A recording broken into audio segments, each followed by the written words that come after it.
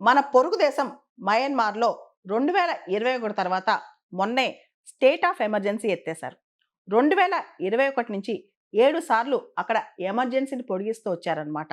అసలు మయన్మార్‌లో ఎన్నికలు జరగవా? అంటే ఇప్పుడు మాత్రం ప్రస్తుతం ఉన్న మిలిటరీ జుంతా ఈ డిసెంబర్‌లో ఎన్నికలు పెడతామని చెప్తుంది. అయితే ఈ ఎన్నికలంతా బూటమని చెప్పి వెస్టర్న్ మీడియా, వెస్టర్న్ కంట్రీస్ భావిస్తున్నాయి. పేరుకి ఎన్నికలు పెట్టి మళ్ళా వాళ్ళే రిగ్గింగ్ చేసి వాళ్ళని వాళ్ళే గెలిపించుకుంటారని కూడా కథనాలొస్తున్నాయి. అసలు మయన్మార్ కథ ఏంటో ఒకసారి చూద్దాం.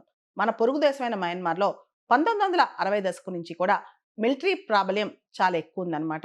అక్కడ ప్రజాస్వామ్యం అనేది ఓన్లీ బూటకం అని చెప్పొచ్చు. ప్రజాస్వామ్యబద్ధమైన ప్రభుత్వాన్ని ఏర్పాటు చేయడం కోసం ఆంగ్ సాన్ సూకీ ఆవిడ ఫాదర్ కూడా పోరాడారనమాట. ఆ టైంలో ఆవిడ ఫాదర్ అసాసినేషన్ గురయ్యారు. 1988లో Aung San Suu Kyi National League for Democracy అని చెప్పి ఒక పార్టీని ఎస్టాబ్లిష్ చేశారు. ఆవిడని చాలా కాలం పాటు హౌస్ అరెస్ట్ కూడా చేశారు అక్కడున్న మిలిటరీ ప్రభుత్వం. అయితే 2011లో పాక్షికంగా ఒక పార్షియల్ డెమోక్రసీని ఎస్టాబ్లిష్ చేస్తాం. పవర్ షేరింగ్ వస్తుందని చెప్పి అన్నారు కానీ నామమాత్రమే ఆవిడ అధికారాలన్నమాట. ఆ తర్వాత మళ్ళా 2021లో కంప్లీట్‌గా మిలిటరీ జుంతా టేక్ ఓవర్ చేసేసింది. ఇప్పుడు మయన్మార్ అనేది మిలిటరీ జుంతా చేతుల్లో ఉందన్నమాట.